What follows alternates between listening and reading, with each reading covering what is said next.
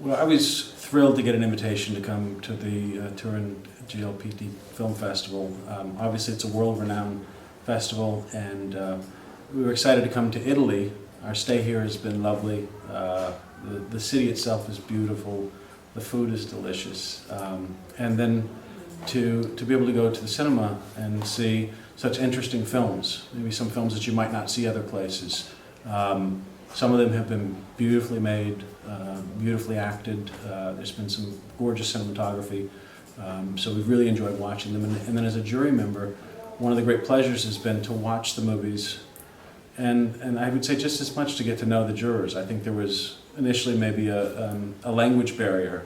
You know, most of them are Italian speaking, but as they got to know myself and my wife, and my producing partner Christina's here with me as well.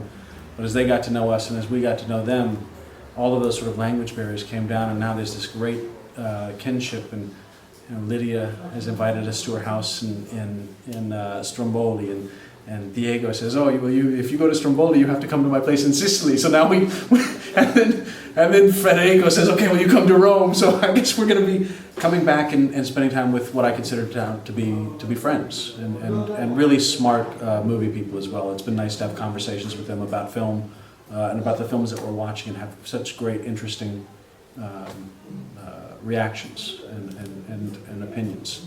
Any Day Now was based on a screenplay that was originally written in the late 70s. A gentleman named George Arthur Bloom knew this real-life character, knew this guy Rudy, who lived in Brooklyn, a very tough section of Brooklyn in New York City back in the late 70s.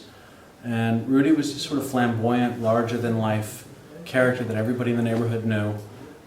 Today he would probably be called a drag queen. You know, at the time there wasn't really quite kind of a name for it. He was just a guy dressed in women's clothing, occasionally wore makeup, and it was just sort of this larger-than-life character. And he took in this young boy and began to care for him, and kind of became the parent that the boy didn't have. And George was so inspired by this relationship that he wrote a dramatic story about what if Rudy tried to adopt this boy. Unfortunately for George, the movie never got made over 30 years. Fortunately for me, it never got made, and the script made its way to me. And we struck an agreement that he allowed me to rewrite his film and add elements that were important to me as a filmmaker, some musical elements, some emotional elements, some character elements.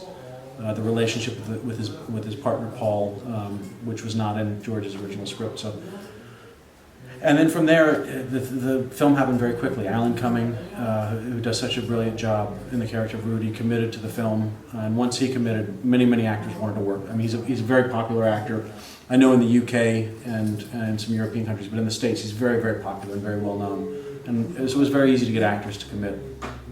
And then since we've made it, it's had this beautiful life where we went to our first film festival, Tribeca, and we won the Audience Award for Best Picture. We went to Seattle and won the Audience Award for Best Picture, and Outfest Best Picture, and it really sort of one after another of these film festivals where we've won these awards. It's been so gratifying to see audiences react so strongly to a story that on paper you say, well, it's a story about a gay couple in the 70s with a Down syndrome child.